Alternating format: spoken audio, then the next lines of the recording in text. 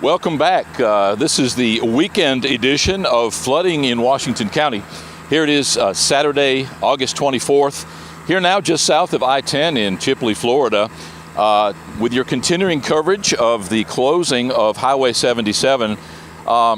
Just kind of squeaked in here today. The Department of Transportation has a larger contingent than normal here today.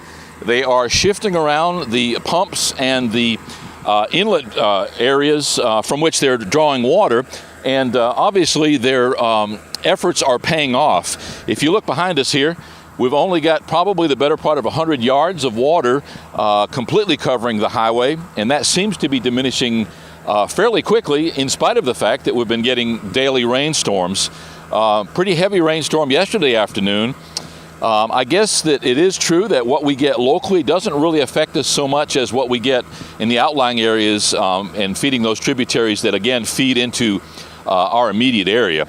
As you can see, we have one pump behind us not working at present, and a couple pumps just south of us which are going full bore.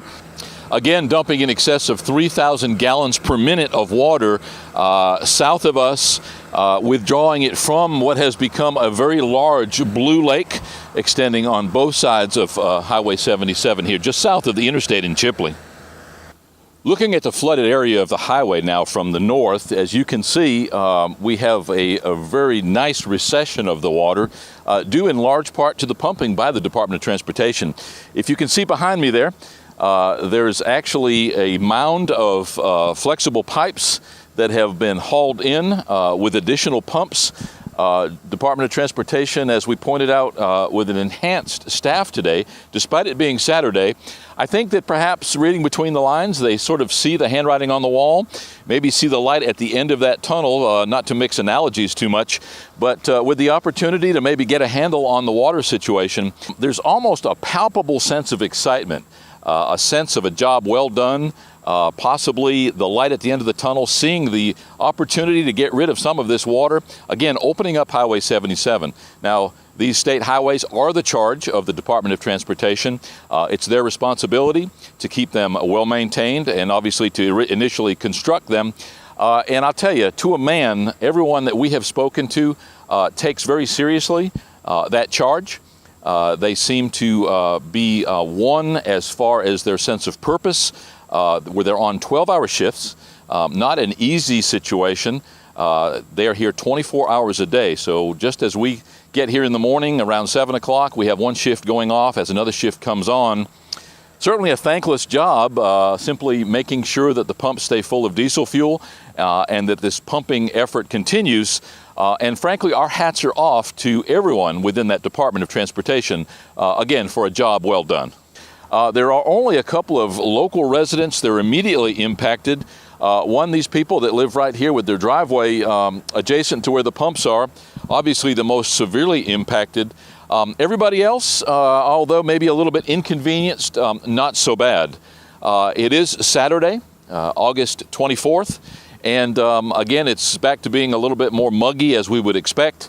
We had a sort of a kiss yesterday, perhaps an early harbinger of fall, with 70-degree temperatures and very low humidity early in the morning. And obviously, Mother Nature quickly rectified that situation. As we look behind us here at Highway 77, it appears that we may be as close as to within a couple of days of having a dry highway.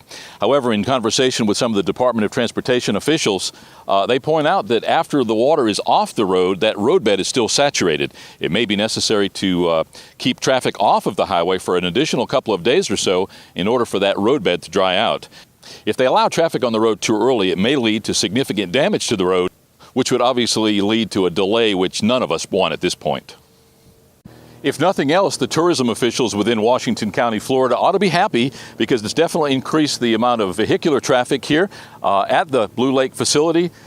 People rubbernecking, wanting to know what's going on. One thing that was pointed out to us today is that Saturday is visiting day at the Northwest Florida Reception Center in Greenhead. So there is an awful lot of traffic coming off of I-10. Trying to make their way down to the prison for visiting day.